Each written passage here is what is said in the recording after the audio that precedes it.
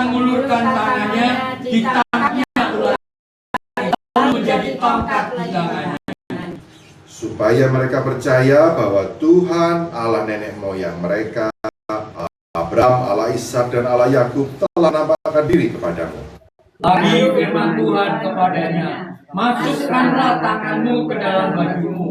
Dimasukkannya tangannya ke dalam bajunya, dan setelah ditariknya keluar, maka tangannya kena kusta, putih seperti salju. Sesudah itu firman-Nya, masukkanlah tanganmu kembali ke dalam bajumu. Musa memasukkan tangannya kembali ke dalam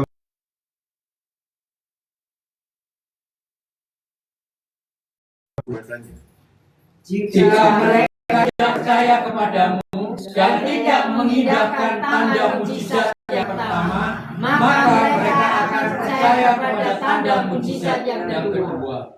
Dan jika mereka tidak juga percaya kepada kedua tanda mujizat ini dan tidak mendengarkan perkataanmu, maka engkau harus mengambil air dari sungai Nil dan harus kau curahkan di tanah yang kering, dan air yang kau ambil itu akan menjadi darah di tanah yang kering itu. Lalu kata Musa kepada Tuhan, Tuhan, aku ini tidak pandai bicara, dahulu pun tidak, dan sejak engkau berfirman kepada hambamu pun tidak, sebab aku berat mulut dan berat lidah. Tetapi Tuhan berfirman kepadanya, siapakah yang membuat lidah manusia? Siapakah yang membuat orang bisu atau tuli? Membuat orang melihat atau buta? Bukankah aku yang Tuhan? Oleh sebab itu, pergilah, aku akan menyertai lidahmu dan mengajar kau apa yang harus kau katakan. Tetapi Musa berkata, Tuhan, utuslah kiranya siapa saja yang patut kau utus. Maka kita buka Tuhan terhadap Musa, dan ia berfirman, bukankah di situ Harun orang Lewi itu kakakmu? Aku tahu bahwa ia pandai bicara. Lagi pula ia telah menjumpai engkau, dan apabila ia melihat engkau, ia akan bersukacita dalam hatinya. Maka engkau harus berbicara kepadanya dan menaruh perkataan itu ke dalam mulutnya.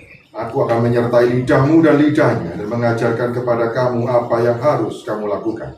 Ia harus bicara bagimu kepada bangsa itu, dengan demikian ia akan menjadi penyambung lidahmu, dan kau akan menjadi seperti Allah baginya. Dan bawalah tongkat ini di tanganmu yang harus kau pakai untuk membuat tanda-tanda mujizat. Di sini kita baca dari ayat yang pertama sampai ayat yang ke-17, ada 3 perintah Tuhan yang harus dilakukan oleh Musa. Yang pertama, lemparkan tongkat itu ke tanah, tongkat itu jadi ular. Masukkan tangan ke dalam saku, dikeluarkan kembali, kena kusta, dimasukkan lagi, dikeluarkan lagi, sembuh. Yang ketiga adalah ambil air dari sungai Nil, dituangkan ke tanah yang kering, menjadi darah. Pertanyaan saya, di antara 3 perintah ini, mana yang paling sulit? Mana yang paling sulit dilakukan, Bapak Ibu? Yang pertama. Ayo, mana yang paling sulit? Pertanyaan saya begini. Anak umur 5 tahun disuruh lempar tongkat bisa enggak? Bisa. Anak umur 5 tahun disuruh masukkan tangan ke dalam saku bisa enggak? Bisa. Ambil air dari sungai Nil bisa enggak? Bisa. Bisa. Artinya begini. Dari 3 perintah ini Nggak ada yang sulit. Masalah berubah jadi ular, tangan kena kusta, airnya jadi darah, itu urusan Tuhan. Itu urusan Tuhan. Intinya Musa itu cuma begini, lempar tongkat, masukkan tangan ke dalam saku, ambil air dari sungai Nil, dituangkan ke atas tanah yang kering. Cuman itu. Pada waktu saya merenungkan ini, apakah kita bicara pertama, contoh tongkat. Apakah tongkat ini tongkat emas? Apakah tongkat Musa ini adalah tongkatnya Sun Gokong? Yang sakti, yang keren, yang bagus, kayu jati gitu. Tongkat yang ada ukirannya, wah hebat. Enggak. tongkat Musa adalah tongkat yang dia ambil dari pinggir jalan, yang penting panjang, kelihatan kokoh, kelihatan kuat, sudah selesai. Cukup itu saja, tidak ada yang spesial dari tongkat ini. Yang kedua, apa hebatnya masukkan tangan ke dalam saku? Semua orang bisa melakukan. Apa hebatnya ambil air dari sungai Nil, tuangkan ke atas tanah? Semua orang bisa melakukannya. Saya perhatikan begini, justru yang di mata manusia biasa saja, tapi di mata Tuhan itu luar biasa. Amin. Justru yang tidak berguna di mata manusia malah diperhitungkan oleh Tuhan. Semuanya dimulai dari perjumpaan. Musa, sampai saya ngomong begini, ini Musa sampai bisa begitu percayanya, begitu nurutnya sama Tuhan. Semuanya dimulai dari kata perjumpaan. Bapak Ibu, kalau kita nggak berjumpa, contoh, di sini sudah menikah semua. Oh iya, sorry Bu Gembala. Ibu Gembala, maaf. Hilaf saya kilaf. Contoh, saya dengan istri saya. Istri saya ngomong sesuatu, saya ngomong oke. Tuh, kenapa? Karena beliau istri saya. Kalau tiba-tiba ada ujuk-ujuk seorang wanita yang tidak saya kenal tiba-tiba minta, saya akan tanya, loh kamu itu siapa? Kenal aja enggak, tahu aja enggak. Semua ini, Bapak Ibu, kekristenan kita ini, sampai kita bisa benar-benar nurut sama Tuhan, ikut Tuhan. Kalau enggak jumpa sama Tuhan, itu eman. Kalau kekristenan kita hanya karena ikut-ikutan, kekristenan kita itu hanya karena papa mamaku orang Kristen, maka aku Kristen, pelayanan, ikut pergi gereja, tetapi di dalam kita tidak pernah berjumpa dengan Kristus, itu eman. Semua dimulai dari perjumpaan, perjalanan, pengenalan, dan ketaatan. Saya lihat begini, kita itu ngomong percaya itu gampang, tapi pada waktu kita mempraktekkan itu sulit sebenarnya. Bahkan untuk sekelas Musa saja, ketika dia mau dipakai Tuhan, kita baca tadi, Tuhan, aku ini petah lidah, aku ini gagap. Nah, sedikit saya mau ngomong, Bapak Ibu percaya nggak kalau saya gagap? Enggak. Saya ini gagap, Bapak Ibu. Aslinya. Saya ini gagap. Saya sembuh gagapnya, waktu saya pakai. Saya dulu, tiba ada seorang bapak istimewa, tiba-tiba menyuruh saya khotbah di doa pagi jam 2 pagi, yang namanya Bapak Kristus. Tidak ada hujan, tidak ada angin. Bapak Ibu kalau dulu zaman gereja kan habis khotbah ada pengumuman yang dibacakan. Pengumuman minggu depan yang ini, minggu depan acara ini. Saya pernah disuruh. Saya itu takut ya. Saya ketika Bapak Ibu, saya tuh khawatir itu tuh keluar tuh. Daripada saya bikin malu, saya tidak mau. Doa di depan, tidak mau. Persis kayak si Musa itu. Waktu saya baca di doa di aku. Saya tidak mau. Kok ya tahu ujuk-ujuk yang namanya Bapak Krisna Costa. Albert, tanggal sekian kamu khotbah di doa pagi ya. Jam 2 pagi pada waktu itu. Khotbah apa? Loh khotbah apa saya ini? Sembarang, enggak apa-apa. 5 menit boleh lah. Khotbah apa? 5 menit, 1 menit aja neraka buat saya. 5 menit.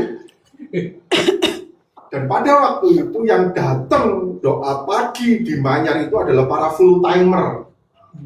Betul ya? Itu para full timer tuh bapak-bapak. Tapi lucunya, anehnya, pada waktu saya di depan, gagap hilang. Modul gagap aneh. Jadi, saya lucu. Jujur aja, sampai sekarang saya ini sulit percaya kalau saya ini dipakai Tuhan. Dari perjalanan kehidupan saya ngomong gini, Tuhan, saya ini nggak pantas. Bahkan kadang-kadang sampai sekarang pun saya ngomong, Tuhan, saya nggak pantas.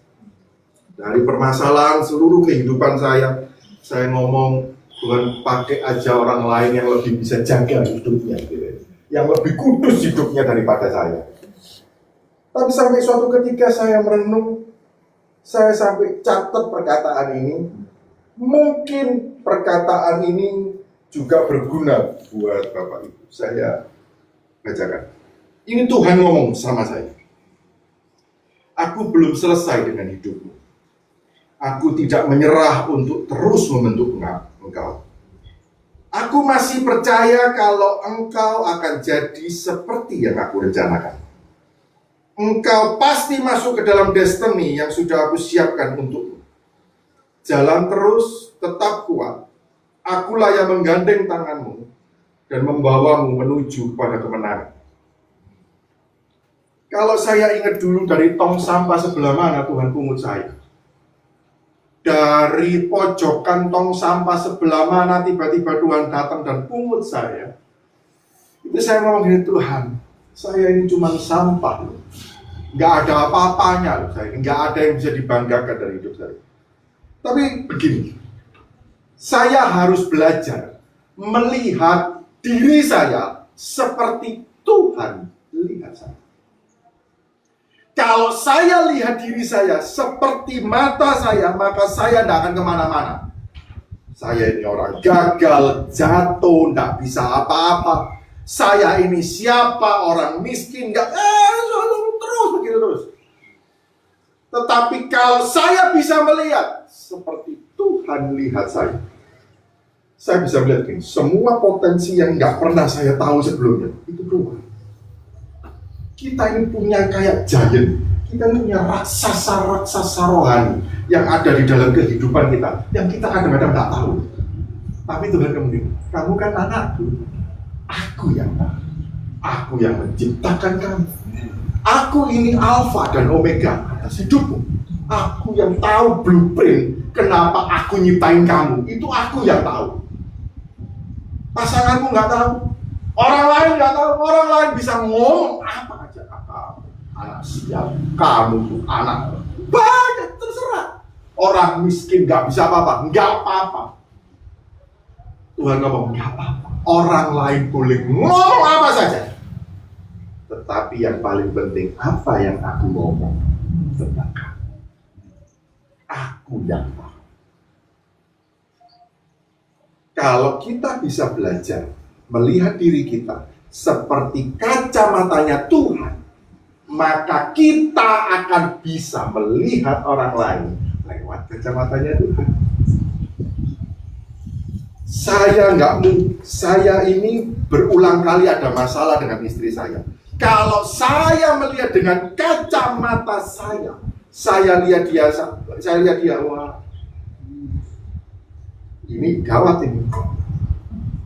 Tetapi ketika kacamata Tuhan saya pakai lihat istri saya, nah baru saya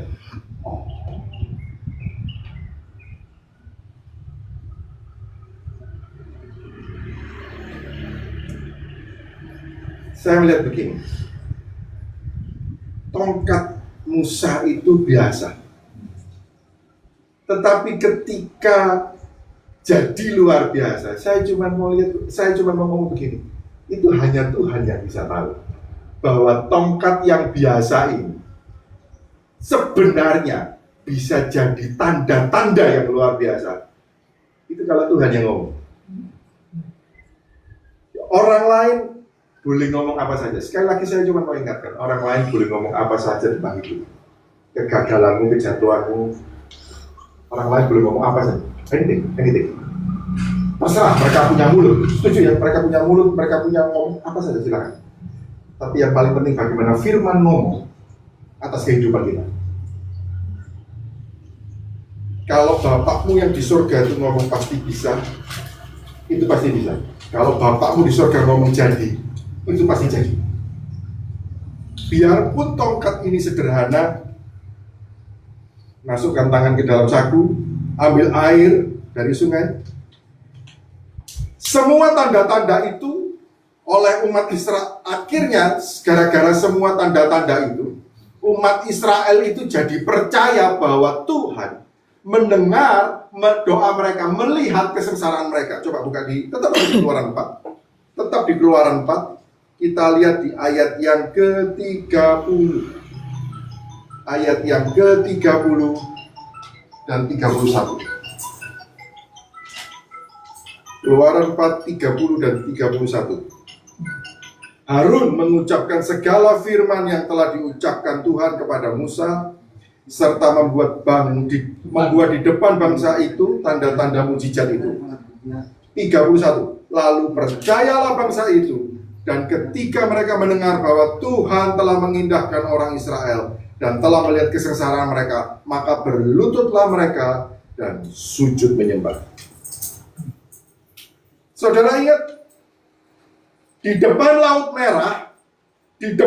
Merah nih, Musa, apa yang Musa lakukan dengan tongkatnya? Apa? Di depan Laut Merah ada orang Israel nih, di belakangnya tentara Mesir nih, di depan Laut Merah nih, apa yang Musa lakukan? Angkat tongkat. Kita tahu seluruh orang Israel selamat. Kita tahu dari hal simpel, ketaatan Musa, angkat tongkat. Coba kita perhatikan firman itu, lihat baik-baik.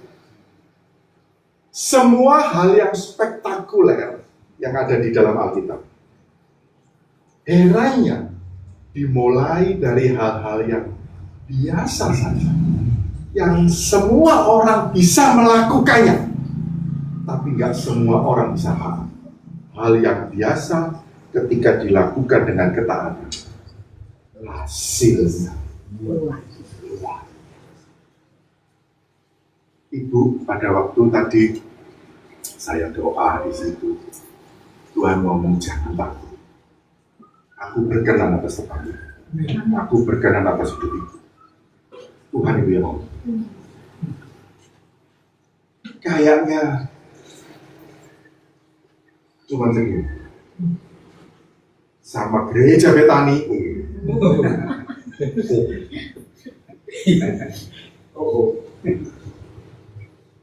Tapi Tuhan ngomong, belum tentu di gereja besar itu aku ada. Itu saya pegang betul. Belum tentu di gereja yang GSJS, Mawar Syaram, belum tentu Tuhan ada. Tapi yang paling penting adalah Tuhan ada. Itu aja. Karena yang bisa mengubah hidup kita bukan gereja, bukan organisasi, bukan sinode. Kita tahu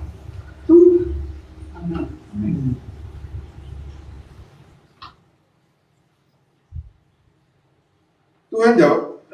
Yesus tanya begini, apa yang ada di dalam, apa yang kamu punya sekarang ini? Aduh Tuhan, cuma 5 ketul roti dan 2 ekor ikan. Oh, nggak apa-apa, itu cukup. Kita tahu 5.000 orang laki-laki makan kenyang, belum wanita dan anak-anak. Oke? Kurang lebih 10.000, 15.000, 20.000. Kita nggak tahu. Tapi kita tahu nih, 5 ketul roti dan 2 ekor ikan, itu semua makan kenyang cuma gara-gara satu ketaatan yang sederhana. Apa? Mengucap syukur. Kalau kita perhatikan, dari hal-hal simpel, sederhana, mengucap syukurlah di dalam segala.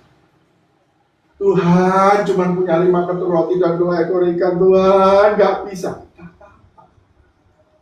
Angkat mengucap syukur. Hal yang simpel, hal yang sederhana,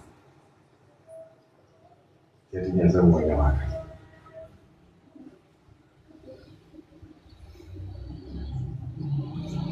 Yesus ketemu Petrus. Dia tanya begini, ada lauk nggak? Aduh, nggak ada, ini nangkep ikan nggak bisa, nggak ada. Ya sudah, tebarkan lagi jalamu ke sebelah kanan. itu sudah siang.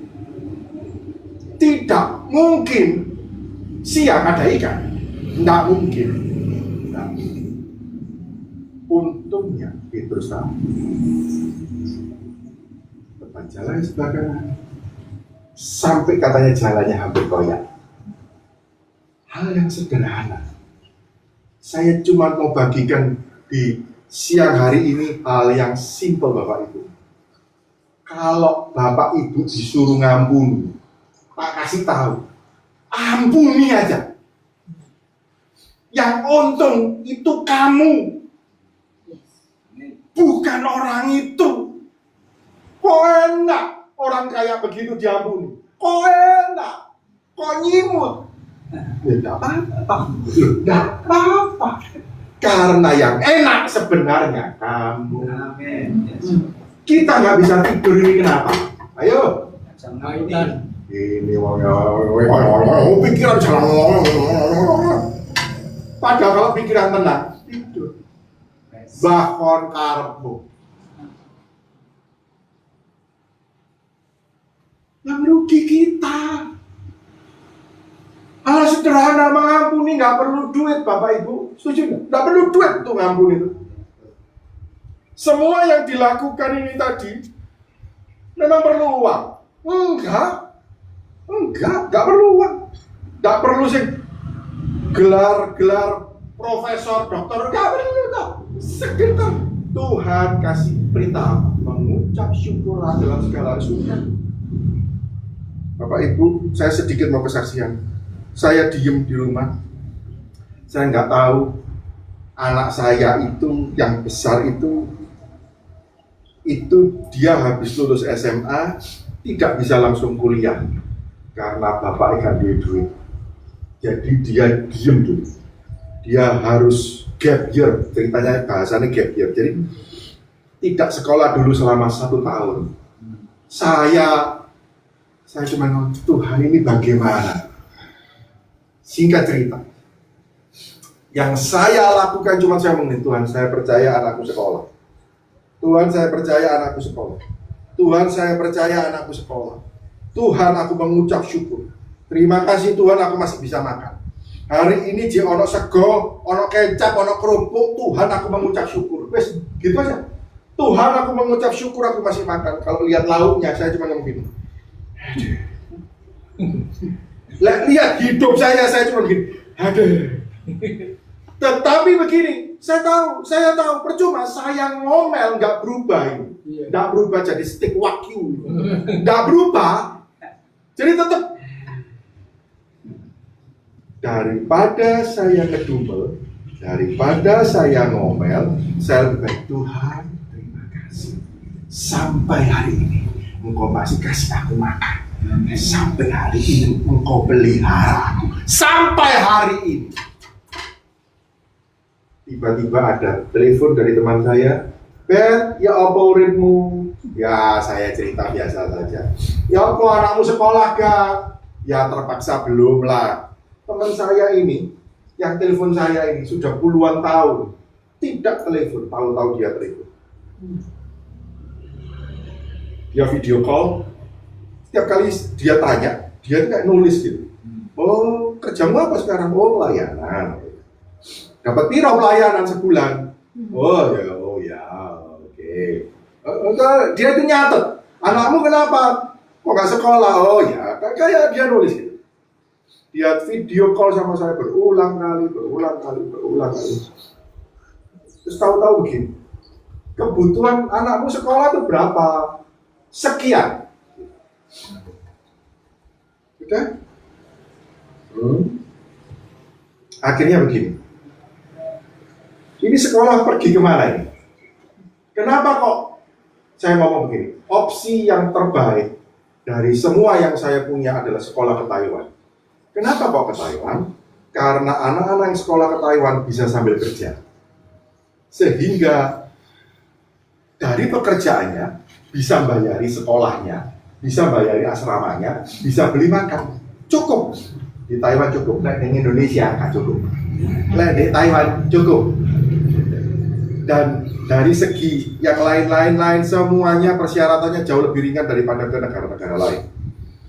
Bahkan biaya sekolah di Taiwan sama biaya sekolah di Surabaya lebih murah di Taiwan. Nah, coba gini ya, di Surabaya, kalau anak saya kuliah di Surabaya, rumah ikut saya, betul ya? Antar jemput saya, makan ikut saya, rumah ikut saya. Berarti dia cuma kuliah, berarti cuma bayari biaya kuliah. Lebih murah Taiwan. Taiwan itu sudah termasuk tempat tinggal, makan, aneh di Indonesia. Oke, fine, Taiwan. Teman saya tanya, berapa yang dibutuhkan? Saya jawab, minimal 50 juta. Minggu depan dia transfer. Dia ngomong gini, oke, dia telepon dia ngomong, saya transfer 50. Kaget saya. 50 transfer. Jabrat transfer. Akhirnya anak saya bisa les. Saya bayari anak saya les itu tidak bisa. Les Mandarin itu loh, gak murah. Lo bayari les itu gak bisa. Sampai saya bingung. Ya apa ya Tuhan ya, kepengen ke Taiwan, kepengen. Nah bayari ini apa les itu. Tapi akhirnya anak saya bisa les. Itu sudah, wah itu sudah perjalanan itu. Saya lihat dilengkapi semua. Saya ngomong, Bapak Ibu tahu, kami berdua pelayan. Tuhan tahu kami sangat butuh uang. Di tempat kami berdua pelayanan, PK-nya tahu berapa? Terima kasih ya Pak atas pelayanan Bapak. Terima kasih ya Bu. Terima kasih ya Pak. Saya cuma ngomong ini, Tuhan aja guyon dulu. Ini butuh duit ya Tuhan. Istri saya ini WL. Bagi kalau Anda pemain orang Betani lama, istri saya ini pelatih choir, nginden di Betani. Istri saya WL. Beliau sekarang sudah kuliah sampai S3 teologi, jadi dosen teologi sekarang. Beliau bukan saya. Dia suka sekolah, saya enggak. Kami pelayanan berdua. Beliau gitaran, nyanyi. Saya khotbah. PK-nya apa? Segor kotaan ambil. Terima kasih ya Pak. Sampai suatu ketika Tuhan ngomong begini. PK-nya kalau aku yang kasih, kamu nggak pernah tahu. Kayaknya nggak ada apa-apa. Tongkat yang kamu lemparkan saat ini belum tentu jadi ular saat ini. Belum tentu. Pada waktu kamu mengucap syukur, belum tentu saat ini 5.000 orang makan kenyang di tempat. Tapi percayalah, ketaatanmu aku berhitung. Nggak pernah tahu Bapak Ibu, nggak pernah tahu. Saya ngomong anak saya sekolah dengan anugerah Tuhan. 6 Agustus besok, anak saya kedua berangkat ke Taiwan. Kondisinya sama sampai hari ini. Bisa bayar orang. Belas kali sok. Sampai hari ini. Lah kok berangkat?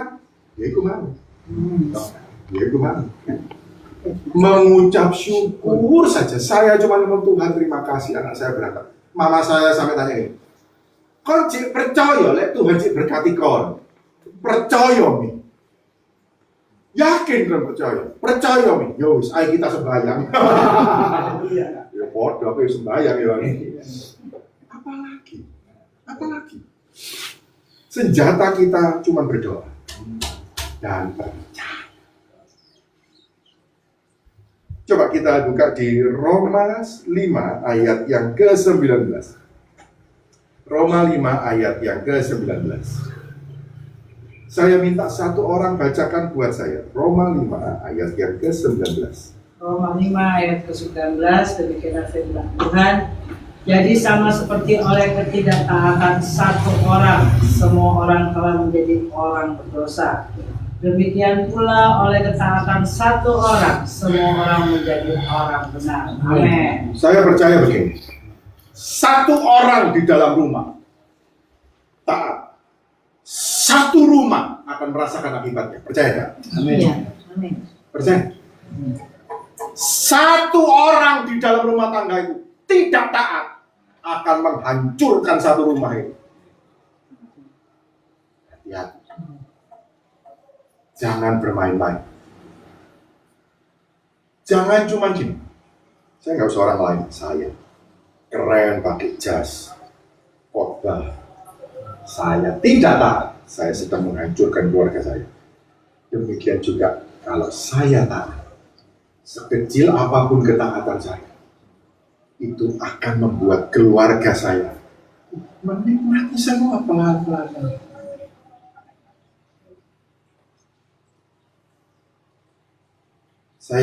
Saya cuma mau ingatkan begini, Bapak Ibu.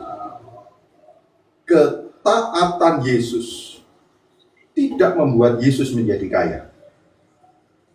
Ketaatan Yesus tidak membuat dia jadi orang sukses. Ketaatan Yesus bukan tentang dirinya, tapi tentang agenda Bapaknya. Dan supaya semua manusia diselamatkan.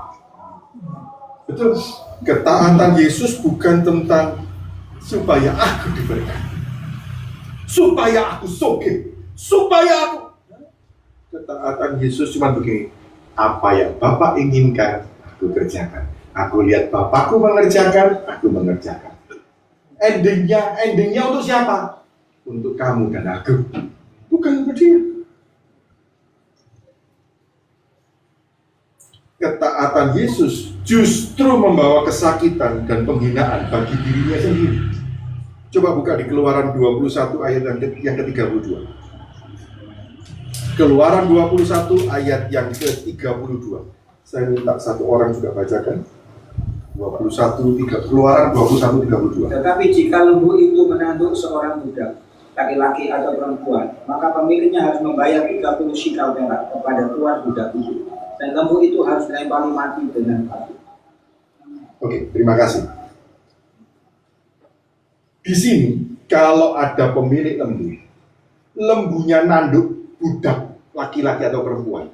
Budak itu mau mati, budak itu mau hidup, si pemilik lembu itu harus ganti rugi kepada pemilik budak itu 30 shikal perak. Saya pikir 30 shikal perak itu awal. Ternyata Yesus itu dijual cuma seharga budak. Kalau kita lihat ayat di atasnya, ketika ada lembu nanduk mati seseorang, itu pemilik lembunya harus dihukum mati. Lembunya dibunuh, pemilik lembunya harus dibunuh. Kalau ini pemilik lembunya dibunuh, tapi pemilik lembunya selamat. Karena lembunya cuma nanduk budak. Bayar 30 shikal perak. Selamat. Yesus itu harganya cuma 30 shikal perak. Tak pikir dulu, wah, 30 perak.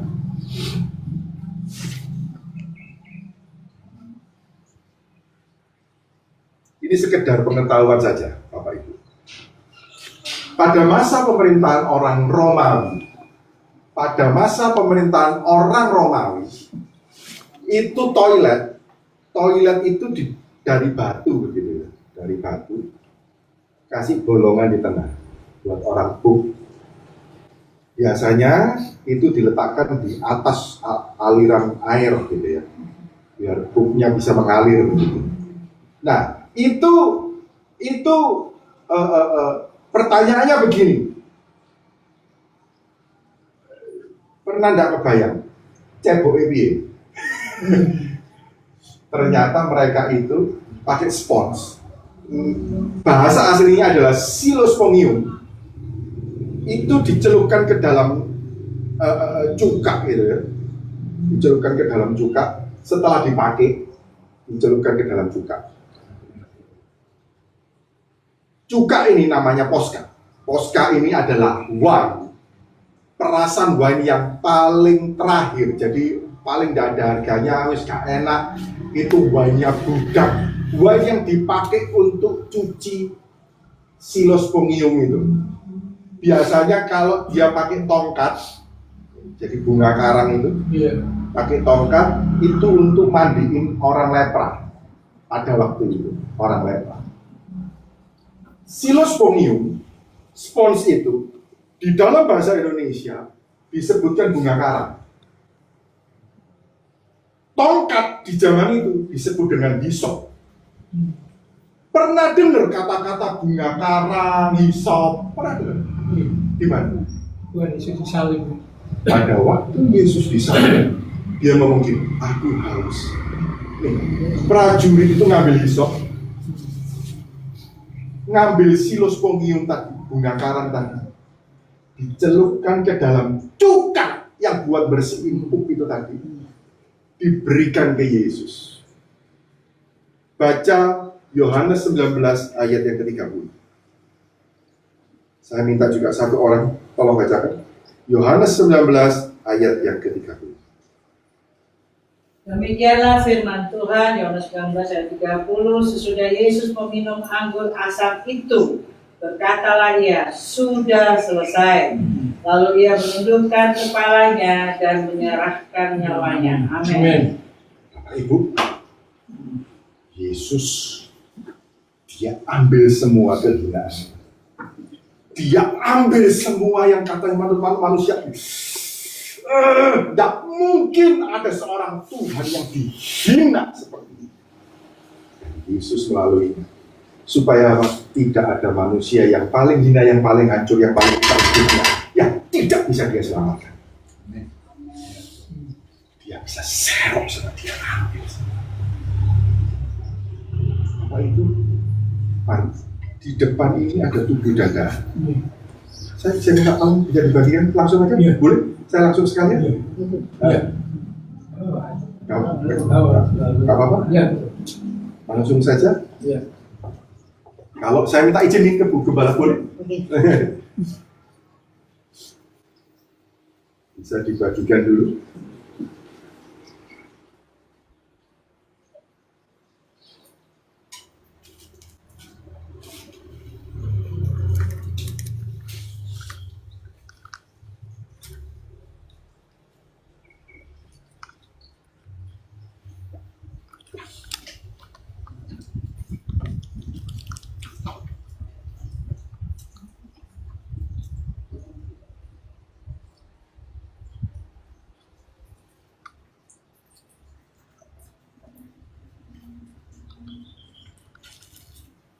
Saya belum. Ya, betul. Saya belum. Oke, terima kasih.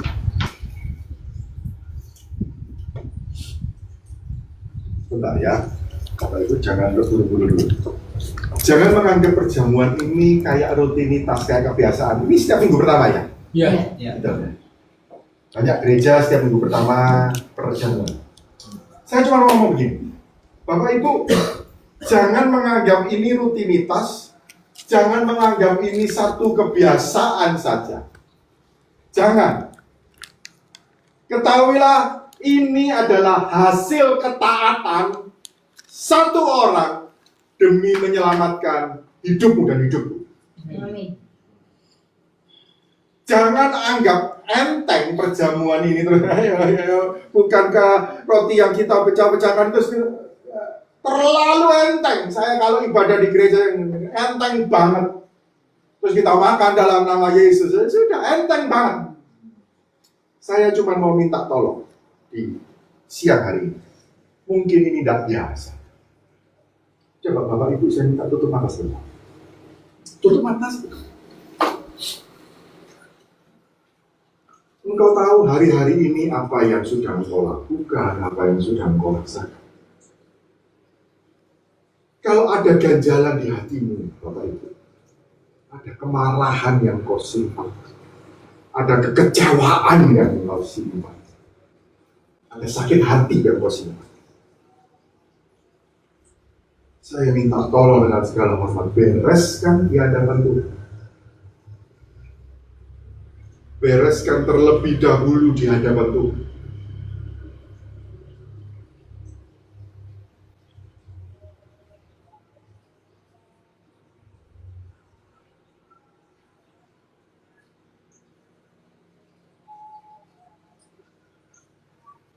Ampuni orang itu Bapak Ibu. Sama seperti Yesus sudah mengampuni kita. Ampuni orang itu. Seberapapun dia menjengkelkan engkau, seberapapun dia sudah membuat hatimu sakit sekali, bereskan.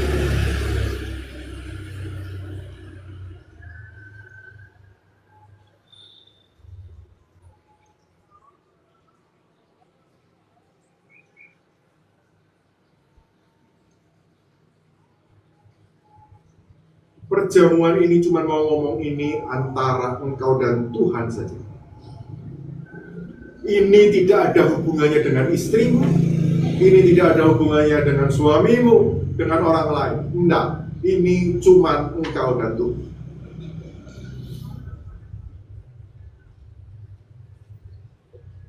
Mari kita buka.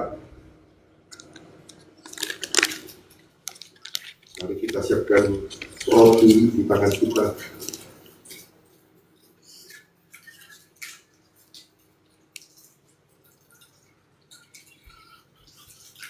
Lalu ia mengambil roti, mengucap syukur, memecahkannya dan memberikannya kepada mereka. Katanya, inilah tubuhku yang diserahkan bagi kamu. Perbuatlah ini menjadi peringatan akan aku.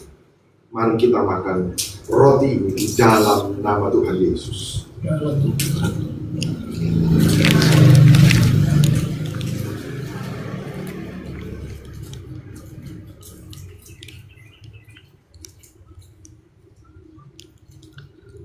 Angkat anggur ini.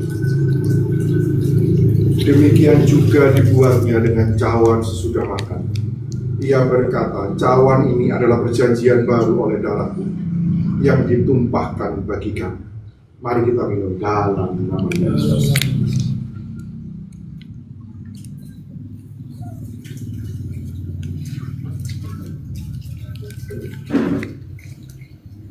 Mari kita mengucap syukur. Terima kasih, Bapak. Terima kasih untuk pengampunan. Untuk manusia seperti kami ini, yang sama sekali tidak mengenal Engkau sebelumnya, yang sama sekali tidak mencintai Engkau, yang sama sekali gak nurut sama Engkau, mau mati buat kami. Kami mengucap syukur Tuhan, oleh pengampunan-Mu, oleh darah Yesus, kami boleh diselamatkan. Terima kasih Bapa. Terima kasih Tuhan Yesus. Terima kasih Roh Kudus. Terima kasih. Terima kasih. Kami percaya Tuhan. Kami percaya. Kami percaya. Saat ini saya minta Bapak Ibu bangkit berdiri dulu. Bangkit berdiri dulu. Saya kok digerakkan Tuhan. Sama seperti pertanyaan yang tadi. Apa yang ada di tanganmu? Mungkin gak banyak. Mungkin cuma ada tongkat sederhana. Mungkin cuma 5 ketul roti dan 2 ekor ikan. Mungkin cuma itu, dan engkau tahu ini gak bakalan cukup. Entah buat bayar tagihan, entah buat apa saja, ini gak cukup dan gak mungkin. Saya cuma mau minta satu profetik di sini. Angkat tanganmu dan mengucaplah syukur. Angkat tanganmu. Apa yang ada di tanganmu saat ini, hanya engkau yang bisa menjawab. Tuhan, kami cuma punya ini. Cuma 5 ketul roti dan 2 ekor ikan, Tuhan. Cuma ada tongkat, Tuhan. Tidak ada apa-apa lagi, Tuhan. Tapi Bapak, kami mau mengangkat tangan kami dan kami mengucap syukur ke atasnya. Terima kasih Bapak. Terima kasih Tuhan Yesus untuk semua yang sudah Kau kerjakan dalam kehidupan kami. Terima kasih Tuhan. Engkau baik. Apapun yang terjadi dalam kehidupan kami, Engkau baik Tuhan. Engkau tetap baik. Engkau tetap baik. Terima kasih Bapak. Terima kasih Tuhan Yesus. Terima kasih. Di dalam nama Tuhan Yesus. Amin. Amin. Silakan duduk Bapak. Bapak Ibu, masalah 5.000 orang makan kenyang, masalah sisa 12 bangkul, itu urusan Tuhan. Itu urusan Tuhan. Kita nggak bisa atur. Tapi satu hal yang kita tahu, apapun yang Tuhan mau, saya mau jalan. Amin. Jalan. Terima kasih Pak. Tuhan Yesus memberkati. Amin, amin.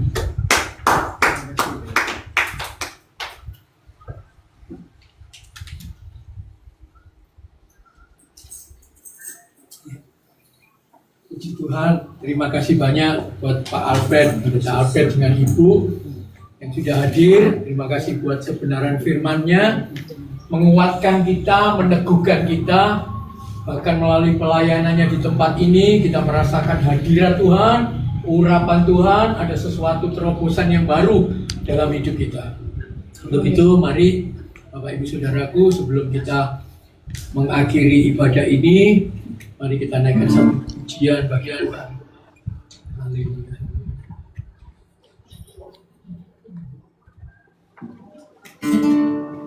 Terima kasih biarlah sukacitamu penuh atas kami Tuhan pada siang hari ini, karena melalui pengorbananmu, melalui sakramen perjamuan kudus ini, kami dilayakkan, kami dipulihkan, bahkan kami diberkati Tuhan. Terima kasih, katakan cita-citaku penuh bermakmur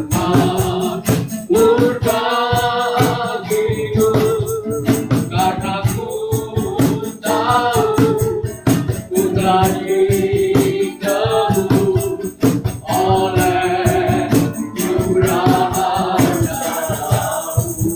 Ku menyanyi bagimu,